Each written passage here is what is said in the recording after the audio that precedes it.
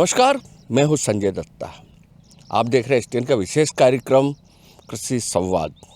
कृषि संवाद में हम लोग खेतों पे भी जाते हैं, हमारे यहाँ मेहमानों को बुला के स्टूडियो में उनसे भी वार्ता करते हैं। और इस श्रृंखला में आज हम खड़े हैं कोटा शहर में ही स्थित अर्जुनपुरा, थोड़ा सा आउटसाइड का गांव है।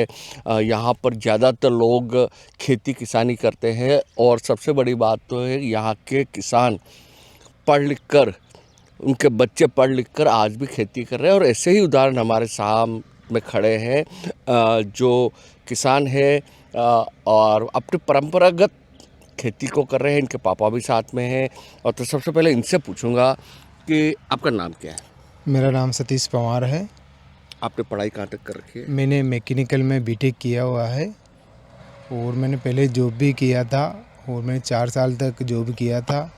और मैं यहाँ से कई अदर स्टेट में भी मैंने जॉब किया है। और कोविड के टाइम से हम फिर यहाँ आए और खेती में रुचि ले रहे हैं अब। और इसके लिए हमें खेती में जो अच्छी ज़रूरत पड़ती है, अच्छी देखभाल के लिए कैसे करना है, कैसे नहीं करना, क्या करना है, उसके लिए हम कृषि विश्वविद्यालय कोटा में कृषि अनुसंधान केंद्र की ज़्यादा हेल्प लेते हैं। और वहाँ के जो डॉक्टर्स हैं वो हमको बहुत अच्छी तरीके से इसके बारे में सिखाते हैं। वो टाइम पे आ कर के अपने टीम को लेकर के यहाँ मॉनिटरिंग भी करके जाते हैं। और अच्छा, एक चीज़ बताया कि आप लोग परंपरागत खेती करते थे। हाँ जी, सदियों से जो जी, आपने उसमें नवाचार करना शुरू किया। हाँ। तो नवाचार में आपने क्या क्या किया? जैसे हम परंपरा में पहले आलू करते थे, हमारे दादा पड़ता था। और अभी हम इस टाइम पे भी हम आलू करें, लेकिन हमने आलू में कुछ कलर वाली वैरायटीज़ लेके आए हैं, जिसमें से हमने कई सारी लाल भी है हमारे पास वैरायटीज़। और एक जो मुख्य किस्म जो है वो कुफरी जो जामुनिया है, वो भी 2024 में लेटेस्ट नई लॉन्च हुई है। उसका बहुत अच्छा मेडिसिनल फ़ायदे जो बताए गए हैं, उसमें मेन तो उसका जो कलर है वो नीला है और अंदर से भी नीला निकलता है। उसमें विटामिन सी भी है और कैल्शियम भी है।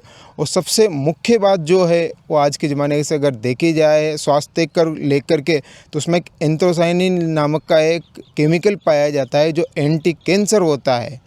वो ऐसा केमिकल है जो कैंसर वालों के लिए फ़ायदा करता है और कैंसर से बचाता भी है।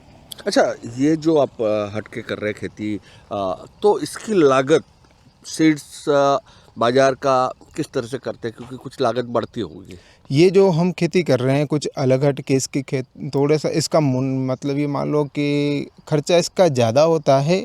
जैसे इसका सीड महंगा आता है और हम ऑर्गेनिक कर रहे हैं। सबसे मेन मुख्य बात अभी तो बोले तो ये है कि अभी हम ऑर्गेनिक कर रहे हैं तो ऑर्गेनिक ज़्यादा कॉस्टली होती है। जैसे इसके लिए ऑर्गेनिक मैन्योर तैयार करना, और जैसे फंगीसाइड है, हर्बिसाइड है, और जो कीटनाशक वगैरह सब चीज़ हम अधिकतर घर पे तैयार करते हैं, तो इसकी कॉस्ट ज़्यादा आती है। जैसे वर्मी कंपोस्ट है, ये भी मैंने खुद यूनिट लगाई हुई है और यहाँ पर हम उसको तैयार कर रहे हैं। तो इस तरीके से इनकी काफ़ी ज़्यादा कॉस्ट बढ़ जाती है। और लेकिन उसमें अपना प्रोडक्शन भी अच्छा मिल रहा है अगर आप समय से मेहनत करोगे तो। अच्छा, ये जो आप आलू कर रहे हैं या कुछ और कर रहे हैं, ये इसका बाजार किस तरह से है? जैसे मैं कलर वाला बाजार आलू जो कर रहा हूँ वो बाज़ार से इसकी कॉस्ट तो ज़्यादा है, लेकिन थोड़े से अभी इसको लोग लेने में हिचकिचा रहे हैं कि कुछ नई चीज़ है। कुछ का कहना ये है कि जैसे इसका कलर से हमारे सब्जी का कलर सही नहीं आ पाता है, इसका टेस्ट कैसा रहेगा। कुल मिला के भ्रांति है। भ्रांति है उसका जो गुण है, औषधीय गुण है, वो अभी तक लोगों को जानकारी में नहीं है। डॉक्टर्स का और इसके जो साइंटिस्ट है उनका कहना ये है कि आप इसको एक अच्छी औषधि समझ करके काम में लें। अच्छा, अभी आपने जैसे कि ये बैंगन और लौकी कर रखी है, ये भी क्या ऑर्गेनिक? हाँ, ये भी ऑर्गेनिक है, प्योर ऑर्गेनिक बेस पे हमने कर रखा है इसको। इसके हमने कीट नियंत्रण के लिए हमने फेरोमोन ट्रैप्स लगा रखे हैं, स्टिके कार्ड है, और भी कई चीज़ें जो हमने खुद ने तैयार किया हुआ है इसका सॉल्यूशन छिड़काव करने के लिए, हम उसको काम में लेते हैं। बस केमिकल का हम यूज ही बंद कर दिया पिछले हमने 5 सालों से। अच्छा, आप अब व्यक्तिगत बात कर रहे हैं तो आपने बीटेक किया हुआ है। हाँ, एक उम्मीद के साथ कि मैं कहीं सरकारी नौकरी करूँगा, हाँ। तो अब इसमें रुचि ज़्यादा लगती है या आज कोई ऑफ़र आता है तो आप वहाँ भी जा सकते हैं?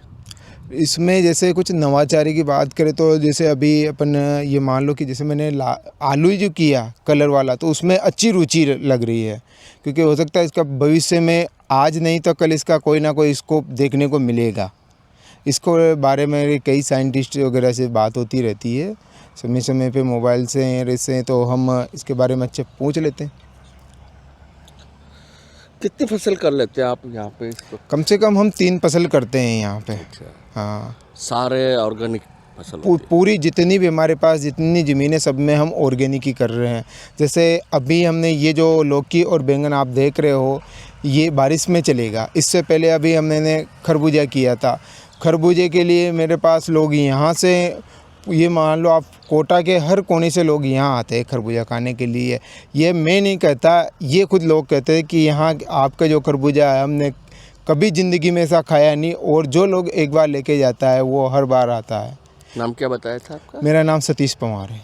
ये थे सतीश पवार, अर्जुनपुरा के निवासी है। इन्होंने बीटेक करने के बाद नौकरी की, किंतु उसको प्राथमिकता नहीं देते हुए अपने परंपरागत खेती को प्राथमिकता दी, नवाचार कर रहे हैं। और इनके साथ इनके पिताजी भी खड़े हैं। मैं उनसे भी पूछूंगा, चूँकि ये लोग तो सदियों से पीढ़ी दर पीढ़ी खेती कर रहे हैं और परंपरागत खेती करते थे। परंपरागत खेती में पहले, आज से कुछ सालों पहले तक तो जो ऑर्गेनिक खेती होती थी, बाद में केमिकल वाला फसल यूज़ करने लग गए थे, खेती करने लग गए थे। तो आज वापस उसी परंपरा पे आ रहे हैं। तो आप पहले तो ये बताएं, आपका नाम क्या है? मेरा नाम प्रभुलाल पवार है। प्रभुलाल जी, आपका बेटा बीटेक करने के बाद ये खेती संभाल रहा है, आपका कंधे से कंधा मिला के आपका साथ दे रहे हैं और नवाचार कर रहे हैं, तो कैसा लग रहा है आपको? मुझे अच्छा लग रहा है। वो एक तो खेती नई तरीके से कर रहे हैं और जैविक खेती कर रहे हैं, केमिकल युक्त कर रहे हैं, जिसमें केमिकल को कोई प्रयोग बिना केमिकल का, और यहीं तैयार करते हैं हम, बिना केमिकल के तैयार करते हैं यहाँ पर। अच्छा, आपको कहीं ऐसा मलाल नहीं होता है कि मेरे बेटे को मैंने इतना पढ़ाया, कहीं नौकरी करता, खेती कर रहा है? ये क्या है कि आज की तारीख में जैसे देखा जाए तो बीमारी से मुक्ति दिलाने के लिए, आगे भविष्य में कैंसर की बीमारी आजकल बहुत फैल रही है, तो भविष्य में उनको भी मतलब अपन दवाई का स्प्रे नहीं करेंगे तो उसका अच्छा रिजल्ट आएगा, तो लोग खाएंगे तो उसका दवाई देंगे। और तो ये आपके बेटा जो काम कर रहे हैं, इसमें आप कंधे से कंधा मिला के अच्छा कर दे रहे हैं। किस किस फसल में और ये आप ये इसको कर रहे हैं?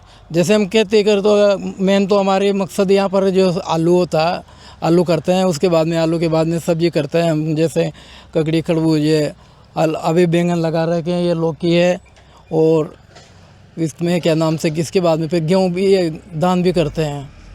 अच्छा, एक चीज़ बताएं, आपका परिवार, आपके पिताजी, दादाजी, परदादा भी खेती करते थे, तो वो उनका करने का तरीका यही हुआ करता था, देसी तरीका जो हुआ करता था, उस समय में और आज में क्या फ़र्क आया?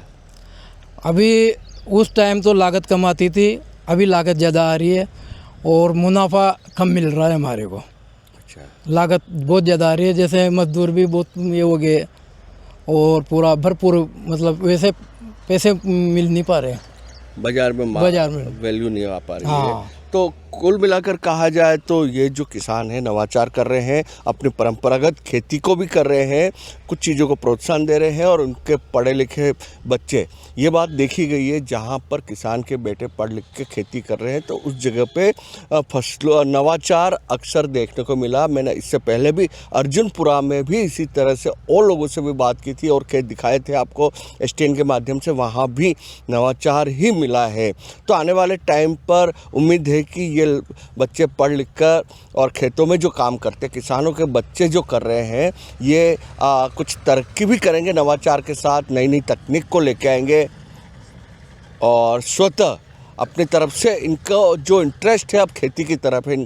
तो कुल मिलाकर देखा जाए तो आने वाले समय में खेती में जो नवाचार हो रहे हैं उसका अच्छा परिणाम लोगों को मिलेगा और जो केमिकल युक्त फसल होती है उससे भी छुटकारा मिल सकता है अगर हम लोग नई तकनीक पर काम करते हैं।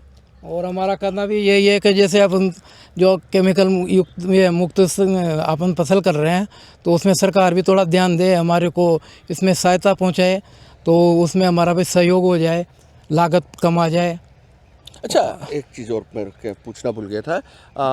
पानी की, बिजली की क्या क्या समस्या आती है? जैसे फसल के टाइम पानी की ज़रूरत पड़ती है, बिजली बहुत महंगी हो गई।